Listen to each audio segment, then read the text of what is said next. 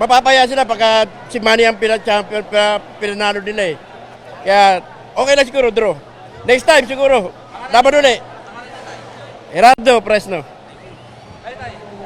Dapat si Pacquiao mananalo dyan eh.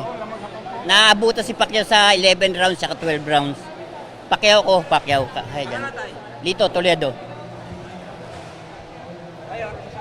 Pacquiao po, Pacquiao. Sayang, Pacquiao.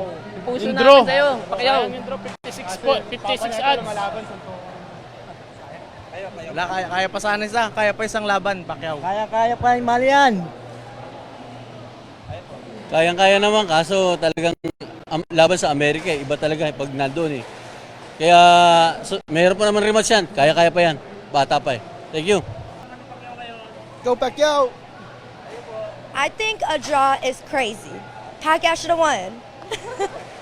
Let's go, Manny Pacquiao! Woo! From Vegas! Go Vegas! Hi! Ang masasabi ko lang po dahil sa kaidaran ni Pacquiao nababasan ng lakas niya. Pero ang bilis niya nandun pa rin. At saka napansin ko parang hindi magandang hatol. Ang panalo sa tingin ko talaga si Pacquiao Lamang na lamang siya sa puntos. Wala tayong magagawa. Hindi ko masabing na mafia tayo. Sa tingin niyo ba